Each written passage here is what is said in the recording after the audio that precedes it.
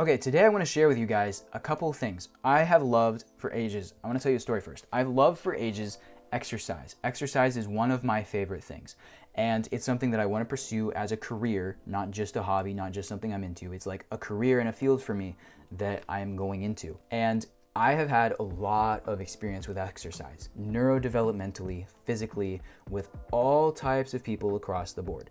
Not as much old people, but these things still apply to old people because of the background behind my study and my time learning these things because of the neurodevelopmental stuff that I did. So today I'm going to talk about some exercises, the four different types of exercises that you can do.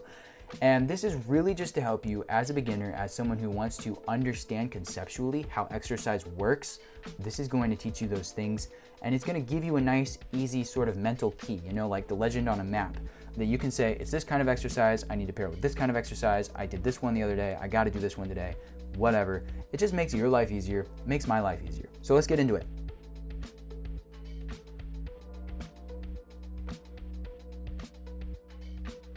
So number one, power, okay? These are gonna be foundational, sort of like they're gonna build on each other. So power is like force and weight. That would be things like lifting, boxing, body weight stuff, so like the punches inside of punches and kicks. You have your body weight stuff, lifting, any of those things that just require raw power from your muscles. And that looks like an isolated exercise, When you're just throwing a punch, that's a more isolated exercise for your arm instead of like punching with everything going all at once. If you're just lifting weights or whatever it is, those are more isolated, and it's focused on building up that power inside of your muscles, because you can't move if you don't have power. You could be like the frailest person ever and not even be able to stand up because you've got the arms, but you don't have the power inside of the arms or inside of the muscles to actually do what you need to do. So that's number one. It's just force or weight, building up, lifting, body weight, punches, kicks, etc. Any of those things that are going to focus on targeting and growing your muscles. Number two, mobility. Agility and complex steps is what this one is. Boxing and footwork combos, and then things like dancing, etc. So those are the things where it's like, it doesn't require, I want you to think about it as the power and then the agility and the complex steps inside of it. The punching is the powerful part of boxing, but then the mobility is the dodges, it's the parries, it's the things that come in between the actual punches and between the actual kicks that position you in the right places and that get you around in the space. It's moving you through the space, and it's helping you to coordinate and put together those things that you're throwing through the power. And then third is endurance, which is your time to be able to perform. It's your ability to perform at a sustained rate for a sustained period of time. Obviously, things like that are running and other forms of cardio. So those things, again, don't require a ton of power, but they do require, there's different ways. There's two different types. There's the brute power, and then there's longevity power. That requires a lot of longevity power. So it's not isolated. If you're out running on a treadmill, or preferably you're out running outside, they do different things. They're good. You can get different types of motion for the different ones. I personally like running outside, but you got to be careful with any type of running which you're doing, especially outside. But if you're doing these things, then you're going to have the ability to endure whatever the exercise is that you're performing right now as you are performing that exercise. And so again, that plays into boxing, that plays into dance, that plays into all of those kinds of things where you've got the footwork. You need the endurance to have the footwork because it does take power. It just takes less power up front and it spreads the power out, which creates enduring power instead of just brute power, which is like right there. You crank out the reps. So like you do one big lift and you're just done because that was all the power you had in you. Power is just a metric. It's just an amount that you have in your body. And so the goal is to grow that power and to continue growing the power. And you want to grow the endurance alongside the power. And then number four is kind of the culmination of all of them, but it creates a vastly different environment. And this is a combo, power plus mobility and endurance. You have things like gymnastics, swim, martial arts, literally any of those types of full body movement styles of whatever. This could even be like soccer. I love it when people add cool tricks into soccer/football. Those are those kinds of things where that is what you're then doing, and it allows you to create all of those things. So power is the foundation. Mobility is the coordination, endurance is just the endurance, and the combo is the result.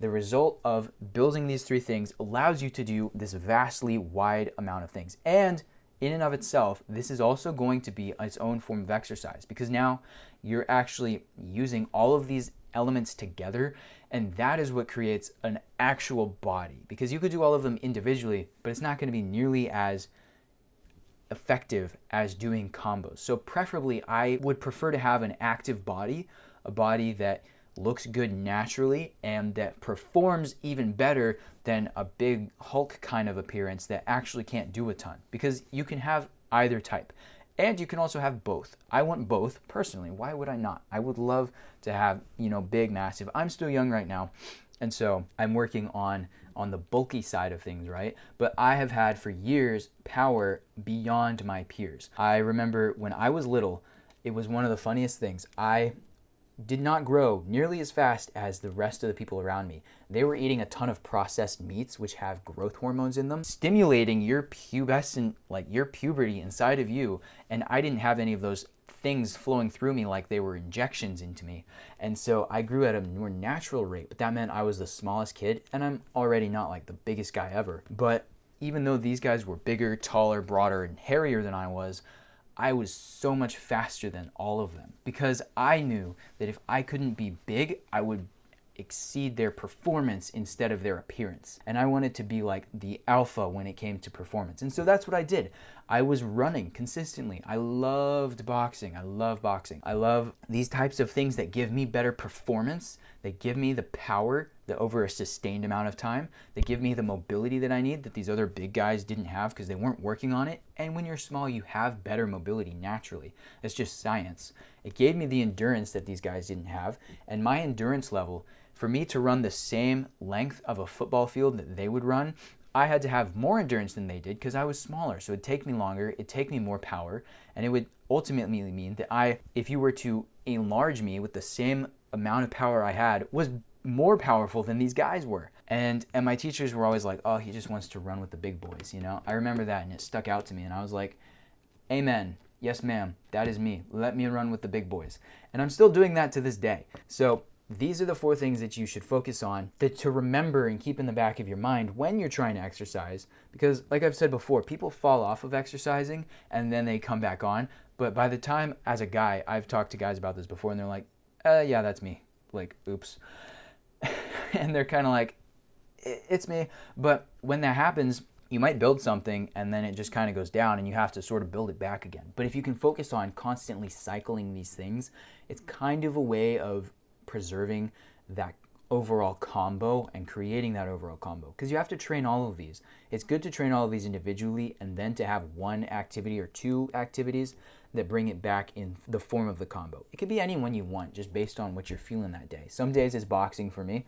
Other days it's dance footwork. It could be hip hop. It could be air flares. You don't know. It just depends. But those combo moves, like I love swimming. I love sports of all kinds. Like my favorite thing to do ever is to use my body and then to create stuff. And these kinds of things are a form of creation. It's a form of expression. So I hope this is helpful for you. Write these 4 things down: power, mobility, endurance, and combo. And then remember them next time you have to do an activity and exercise and you want to easily pick one that you have the time for, or that you need to push yourself on a little harder that day or that week. I hope that's helpful, and I'll see you guys again later.